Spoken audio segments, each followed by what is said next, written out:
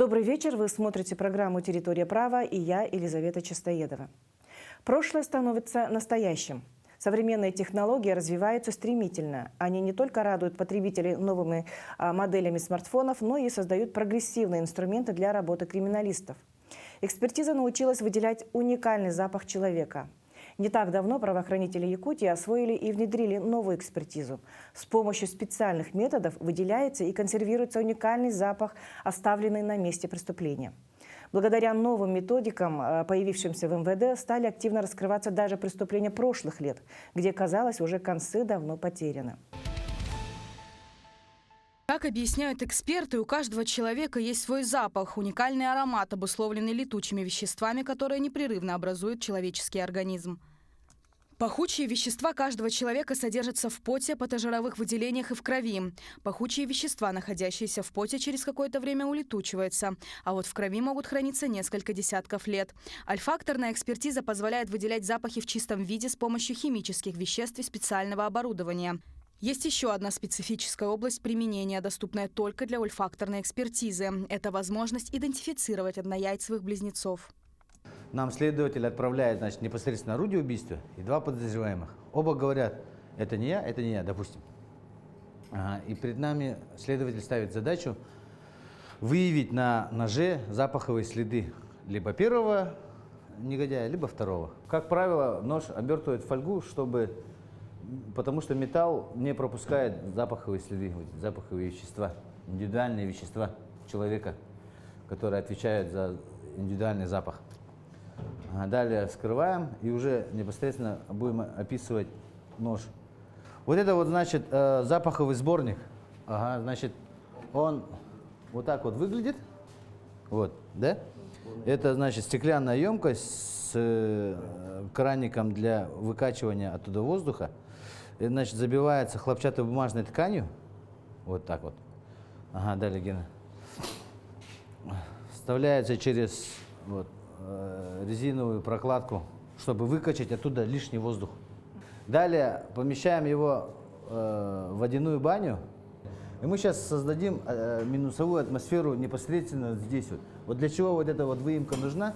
Это для того, чтобы создать там минусовую температуру с помощью жидкого азота. Здесь, значит, у нас плюсовая температура, да, где молекулы активно двигаются и начинают абсорбироваться в более отрицательную, в атмосферу, где отрицательная температура, то есть и непосредственно абсорбируется в хлопчатобумажной фланели вот здесь вот.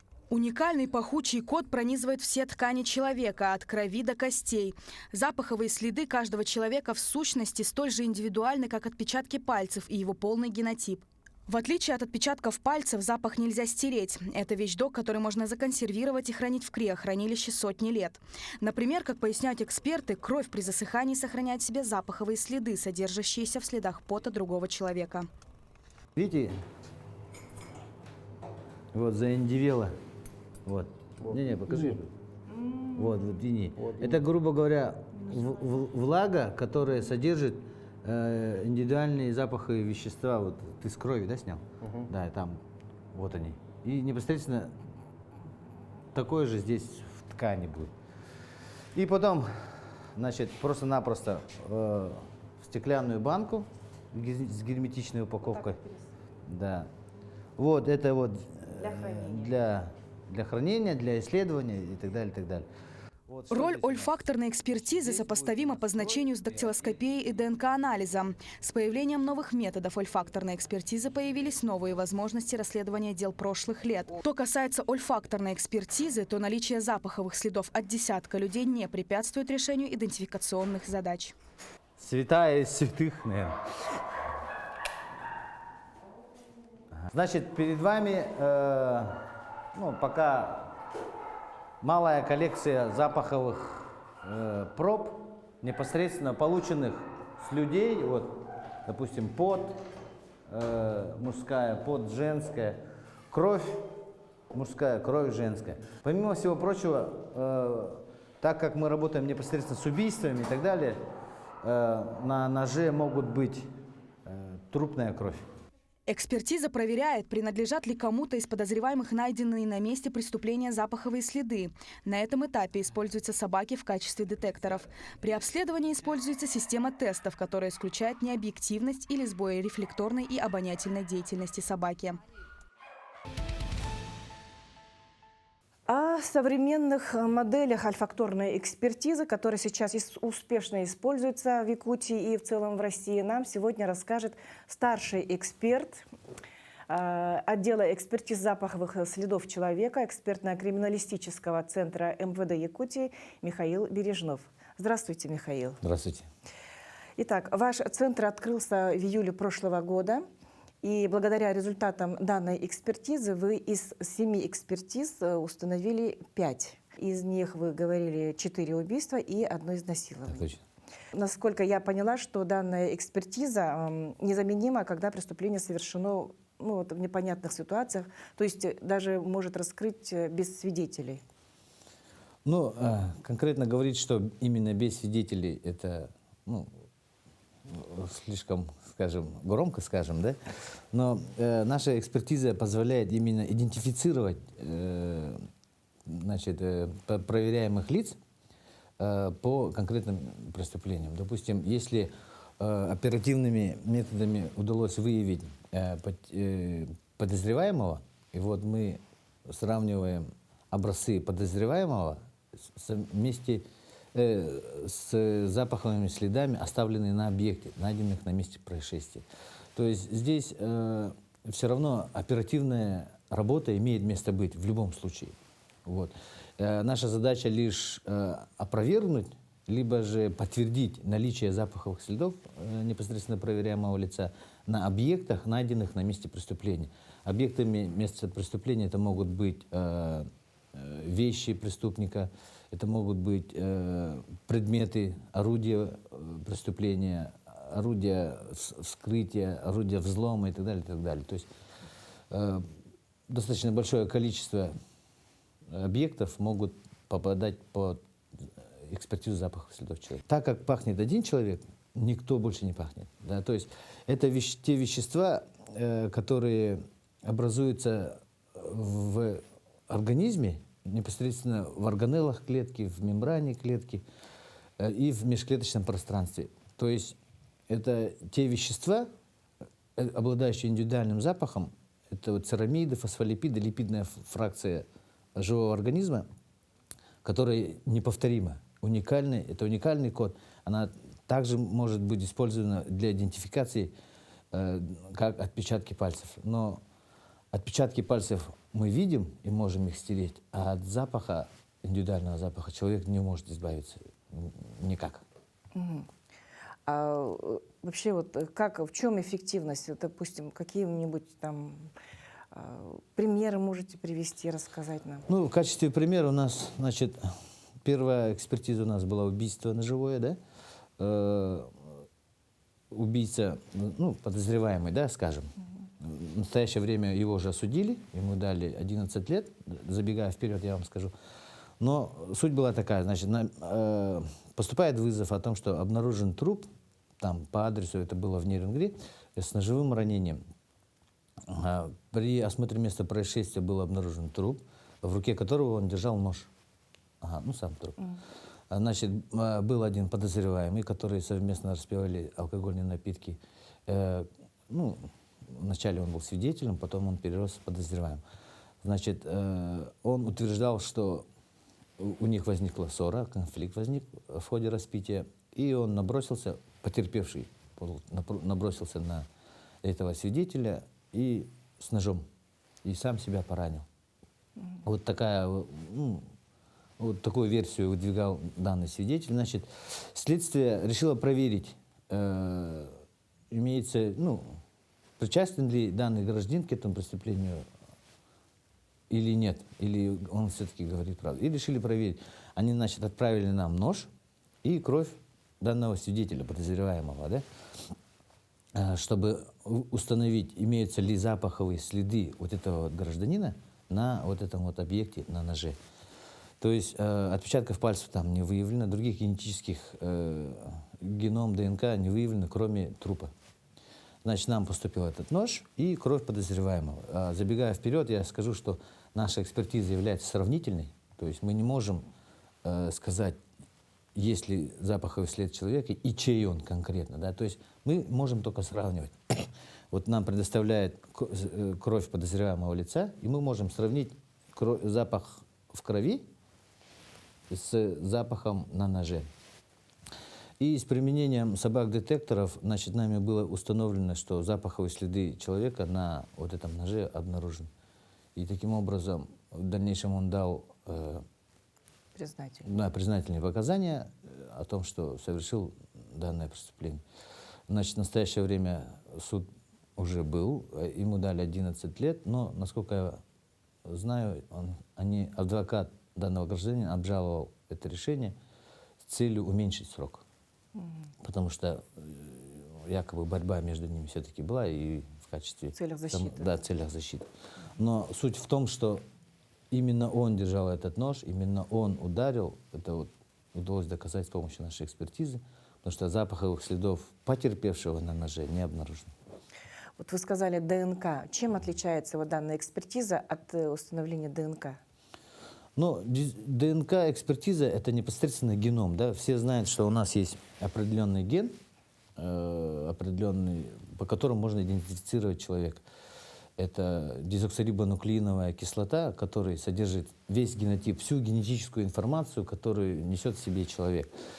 Значит, это достаточно трудоемкая экспертиза, достаточно длинная, ну, то есть занимает достаточно большое количество времени. И главная суть этой экспертизы, чтобы на объектах исследования была эта ДНК, то есть был этот геном, чтобы они могли установить по локусу и идентифицировать человека.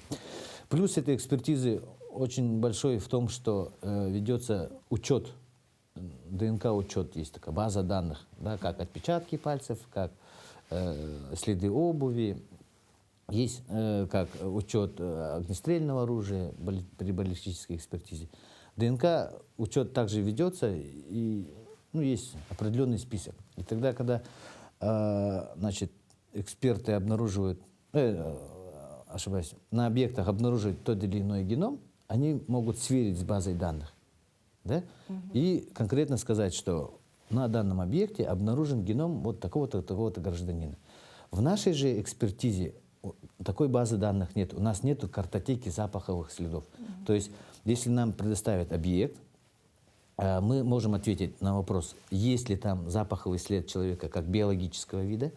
Да, то есть у нас есть 2 собаки, обученные специально под это. То есть они делают диагностическую экспертизу. То есть отвечают на вопрос, есть ли человеческий запах, индивидуальный человеческий запах или нет. Вот. Но мы не можем сказать, это запах там Иванова или Петрова. Нам, чтобы подтвердить его причастие запахового следа, найденного на объекте, нам нужен сравнительный образец подозреваемого. То есть мы можем установить с одного объекта, проверить 10-16 человек, грубо говоря. При хорошем раскладе даже больше можно проверить. Только займет это достаточно большое количество времени. То есть индивидуальный запах человека держится, пока человек, как говорится, жив, да? Да. Что касаемо индивидуального запаха человека, да, это, прошу понять правильно, это не шлейф, который за нами, да, вот идет, это тот шлейф, который, допустим, вот заходим в лифт, да, и чувствуется, мужчины говорят, женщина здесь была, да? Это, по большому счету, не запах женщины, это запах женских духов. Да, или же тех химических веществ, которые женщины пользуются. Там, шампуни, духи, крема и так далее, и так далее. Вот. Сам же индивидуальный запах человека – это запах, который сопровождает в течение всей его жизни. То есть он зарождается, вот этот запаховый код зарождается с момента оплодотворения, когда сперматозоид проникает в яйцеклетку и образуется зигота. Да? И с этого момента, когда образовалась, зачатие, когда образовалась отдельная клетка и отдельный организм начинает образовываться, вот в этих органеллах, в этих веществах имеются вот эти вот липиды, фосфолипиды, сфингомелиоиды, церамиды, которые и пахнут индивидуально. То есть вот Химический состав, он одинаковый у всех, да, вот у этих липидов, у всех одинаковый. Но именно запах, он совершенно разный. И с помощью, значит, собак-детекторов, да, мы можем выявить, принадлежит ли конкретному лицу тот или иной запах. А вообще в России когда появилась данная экспертиза? Начало развития метода кинологического исследования запаховых следов было положено в 1964 году. Это на кафедре криминалистики Высшей школы госбезопасности СССР тогда еще. Называлась она криминалистическая одерология. И этот метод внедрял в себя, то есть изучал непосредственно сам запах. То есть одерология – это наука о запахах. А альфакторная экспертиза – это посредством обоняния. Да? То есть одерология – это непосредственно все запахи. Да? Были попытки вот так вот с воздуха с помощью шприцов выкачать оставшийся запах. И, это не обвенчалось успехом. Это были первые попытки. Потом, когда было установлено, что непосредственно за индивидуальный запах отвечают именно вот эти вот вещества, липидные, да, фракции, только тогда начали изучать вот именно вот эти вот вещества. То есть, грубо говоря, если, допустим, человек без контакта, да, вот, допустим, вот стол, мы сейчас просидим, грубо говоря, несколько часов, мой запах этот стол не пропитает никак, до тех пор, пока не будет интенсивного контакта. То есть, поэтому для нас, как для криминалистов, наилучшим объектом для идентификации того или иного преступника являются это личные вещи преступника, либо те вещи, которым он интенсивно пользовался. Это могут быть ножи, веревкой связал потерпевшего, даже следы борьбы, когда они хватаются за одежду, когда идет борьба, да?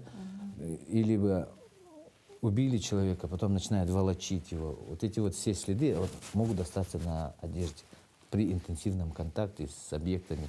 Запаховые следы очень хорошо проникают, они обладают проникающей способностью, уникальной проникающей способностью, и могут сохраняться от нескольких часов до нескольких лет. А, допустим, вот после пожара установить можно? Значит, после пожара, если, конечно, выгорает все полностью, то очень сложно. Это липидная фракция. Липиды, они, как и белки, имеют свойство разрушаться. Это химические вещества, биохимические вещества, которые образуются в нашем организме. То они могут уничтожать. То есть огонь не щадит ничего, как говорится. Да. Но если в связи с тем, что вот эти вот липидные фракции обладают уникальной проникающей способностью, они могут сохраниться в пористых объектах, допустим, как древесина, пластик, да, вот, в этих объектах. И если это термически прямо очень сильно не обгорело, да, удалось сохранить ту или иную часть, то вполне вероятно, что индивидуальный запах человека на данных объектах сохранится. Значит, в Москве, московские коллеги, был такой случай, был обнаружен труп женщины, обгорелый труп женщины, где нижняя часть таза и левая рука сохранились, и все остальное обгорело. И нижняя часть спины, потому что она лежала на земле. Вот. Значит, с помощью оперативника было установлено 6 подозреваемых. Значит, подозреваемые были все из, скажем, бывшие заключенные. И они выбрали статью 51 «Несвидетельствование против себя и против своих, близких». Вот. И стояла задача перед следователем доказать причастие этих лиц к данному происшествию.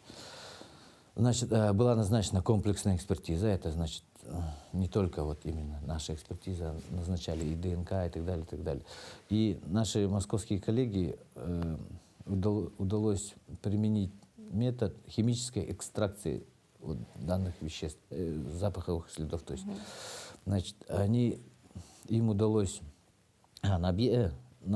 у трупа были обнаружены следы удушения, то есть на шее, задняя часть, где вот лежал на земле, был следы удушения части наушников обнаружили и маленькую палочку, которым вот наушники закручивали, да. Потом нижнее белье было изъято, подногтевое содержимое левой руки и часть одежды со спины. Значит, экспертиза запаховых следов человека было установлено, что на вот древесине вот этой химической экстракции, хотя там часть маленько обгорела, сама вот древесина осталась. Шнур, то есть, обгорел, а сама вот древесина осталась непосредственно, где был контакт преступника. Ага. Был обнаружен один подозреваемый, на нижнем белье был обнаружен другой подозреваемый, потому что, видимо, женщина сопротивлялась, и был интенсивный контакт непосредственно с нижним бельем. Под ногтевым содержимое обнаружили другого подозреваемого. И на части одежды со спины был обнаружен, когда волочили, когда уже женщина умерла, и волочили, и вот на спине, ну, на одежде со спины был обнаружен четвертый подозреваемый. И получилось так, что следователь объяснил им, что и конкретно указал, вот, ты делал то-то, то-то, то-то. И в дальнейшем они, значит, дали признательные показания. Уже признались. Да. Потому что экспертиза подтверждала все это. То есть, получается, с помощью вот вашей ольфакторной экспертизы можно выявить даже несколько преступников, да?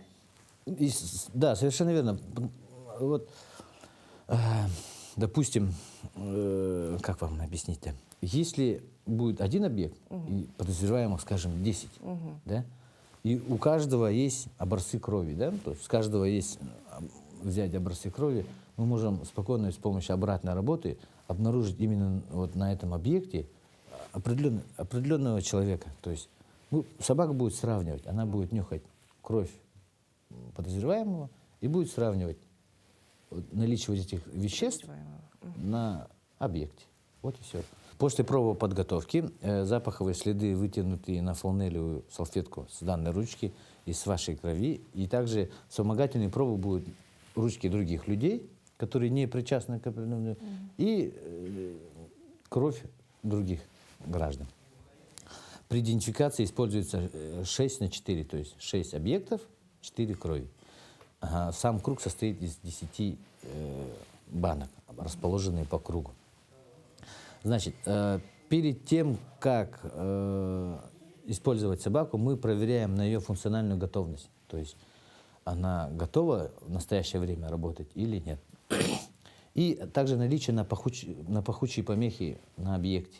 То есть бывают такие моменты, когда, допустим, ножом режут колбасу и этим же ножом убивают. Этот нож имеет запах колбасы. Несколько запахов. Да, то есть как слоеный пирог, фоновые запахи и присутствуют. И собаку вот этот запах колбасы может привлекать, то есть выявлять аттрактивность. Для этого мы изначально, чтобы проверить собаку, даем на старте, значит, искать кровь непричастного лица, то есть совершенно непричастного к этому происшествию. Она, значит, нюхает кровь непричастного лица и обязательно проходит, допустим, в данном случае через вашу кровь, через ваш объект, исследуемый объект, через другие объекты, и эту же кровь она в ряду должна найти, то есть эталонную пробу. Если собака, значит, без каких-либо привлекательных этих сигналов не подает и подает сигнал на эталонной пробе, это считается, что собака, значит, функционально пригодна в настоящее время, и пахучих помех в объекте нет. Для убедительности делается это 2 раза. Потом начинаем переставлять банки в другие места. И опять же нюхает эту кровь непричастного лица. И 2 раз точно так же она должна найти вот эту кровь непричастного лица, обнюхав исследуемый объект и проверяемое лицо. Если она аттрактивность, привлекательность к исследуемому объекту и крови проверяемого лица не выявилась, значит, собака функционально пригодна, пахучих помех на объектах нет. Значит, вот эта кровь, вот этот эталон, который она нюхала на этапе тестирования, убирается со сравнительного ряда и начинается непосредственно исследование. То есть задается к поиску ваша кровь. Ага. Ваша кровь в кругу стоит в качестве эталона, и объект, исследуемый объект, ну, смотрим на сигналы собаки, чтобы посмотреть, есть там запаховые следы, есть или нет. Значит, кровь, почему кровь, а не пот? Да, потому что вы не кровью же измазали, да, ручку. Ага. Кровь считается наиболее чистым источником индивидуального запаха человека. В поту могут быть примеси, значит, химических веществ, там, да, да? крема, духи и так далее, да, лаки, вот все на свете. Даже пища, которую вы ели, ну, по большому счету.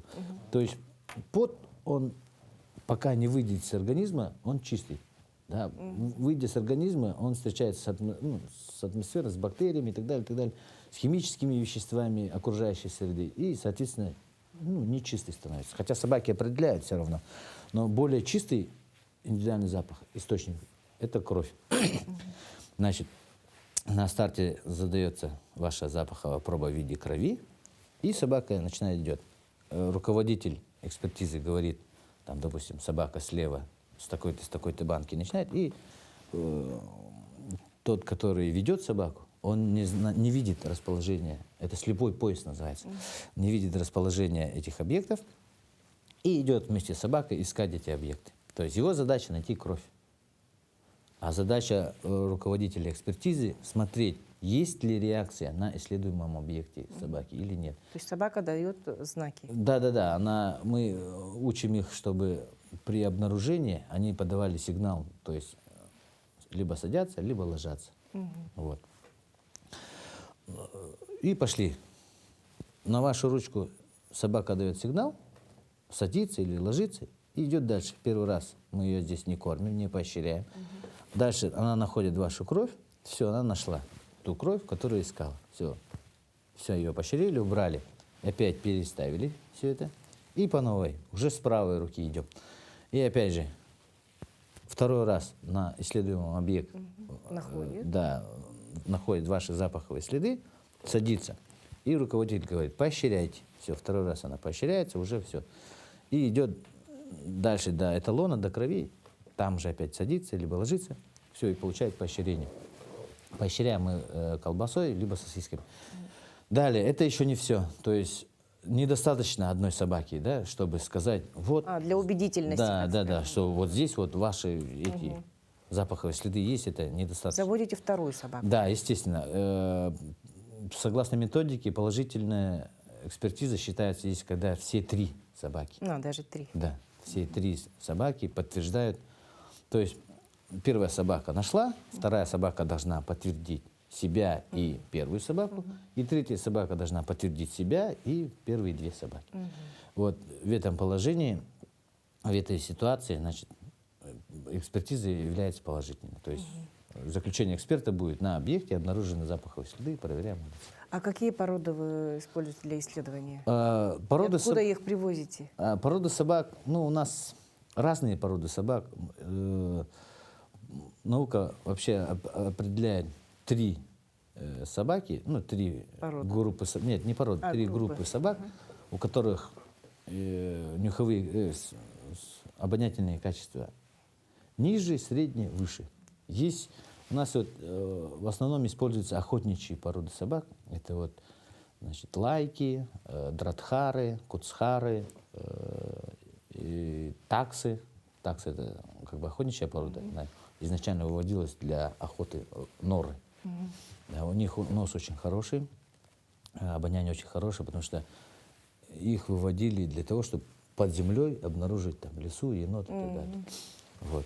А у вас какие? У нас, значит, есть такса гладкошерстная, есть две шиперки, то есть это вид пастушьей собаки, которые, ну, декоративно уменьшили, грубо говоря.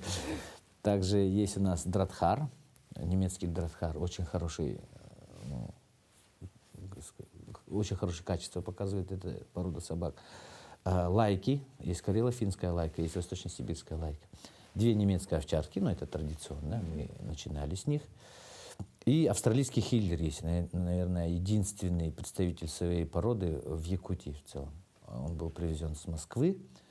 Австралийский хиллер уникальный тем, что эта порода была выведена, имеет гены дикой собаки динго.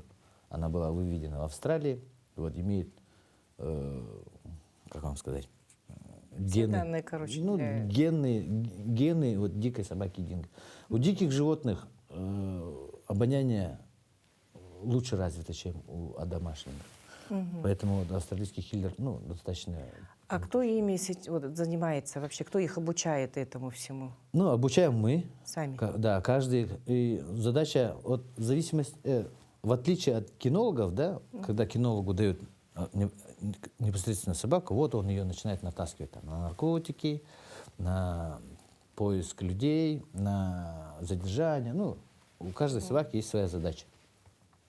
У нас же каждая собака должна работать с любым экспертом. Да. Нас в группе по исследованию запахов следов 4, и каждая собака, она должна уметь работать со всеми. То есть, поэтому мы не используем спаниели. Спаниели очень сильно привязываются к определенному человеку. Да?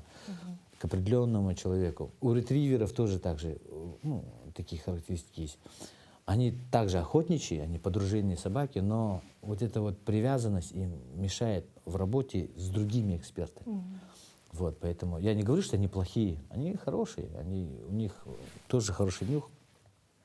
Но вот эта вот привязанность им мешает непосредственно экспертизе. А вот в вашей экспертизе особо какие виды преступления помогает раскрывать ваша экспертиза? В нашей практике, так как мы только начали с июля 2022 года, допуск получили, в нашей практике сейчас преобладает убийство. Да, то есть у нас из 7 экспертиз 4 убийства положительные и 1 по изнасилованию. Да, то есть, грубо говоря, тяжкие преступления. Но уникальность нашей экспертизы в том, что она может помочь следствию, помочь правосудию в том плане, что задача идентифицировать того или иного гражданина, того или иного подозреваемого лица в определенном объекте, который может помочь следствию и правосудию. Даже административные правонарушения. У нас нет деградации. Вот убийство — это к нам, обязательно к нам. Нет такого. Или это кража, пусть там ДНК занимается. У нас нет такого. Наша задача — помочь следствию и помочь правосудию. То есть запах иногда может быть единственной уликой совершения преступления? Да, потому что дело в том, что отпечатки пальцев мы видим, и мы их можем стереть. А индивидуальный запах, невозможно от него избавиться. Индивидуальный запах сопровождает человека с момента зачатия до момента, когда вот костная ткань не сгниет. То есть до этих самых пор все эти клетки несут вот этот индивидуальный запах человека. То есть он не влияет в зависимости от болезней, он не влияет при потреблении там, медикаментов каких-то там, он не влияет, когда человек потребляет там, алкоголь и так далее, и так далее. Все равно выявляется. Естественно, да, потому что животные, вот собаки, да, они макросматики, они могут определить из слоев запаха именно вот то вещество, которое отвечает за индивидуальный запах человека. То есть олфакторная экспертиза — это точная, скажем так, это экспертиза посредством обоняния, понимаете, да? Она точная, да, можем сказать? Да, если есть сравнительный образец, и нужно сравнить с объектом, да, она достаточно точна. То есть благодаря этой экспертизе удается доказать вину нескольких преступников, да? Да, если есть сравнительные образцы, то... А можем ли сказать, что вероятность ошибки 1 на несколько сотен миллионов? Значит... Или больше, или меньше, как вы думаете? Было установлено, что при применении, при конкретном положительном, вот заранее знаем, что, вот, допустим, вещь чья-то, да? Мы знаем, что он пропитан вот индивидуальным запахом человека, да, пропитан его потом и так далее, и так далее. При конкретно положительной результате, чтобы проверить собак, да, при применении 3 собак вероятность ошибки 1 на 100 миллионов. Даже так. Да. Спасибо, Михаил, что приняли участие в нашей передаче и рассказали об очень интересной, даже, можно сказать, увлекательной экспертизе. Уважаемые телезрители, я вам напоминаю, что сегодня об этой уникальной экспертизе рассказал старший эксперт отдела экспертиз запаховых следов человека экспертно-криминалистического центра МВД Якутии Михаил Бережнов. На этом на сегодня все. Встретимся ровно через неделю. Всего хорошего. До свидания.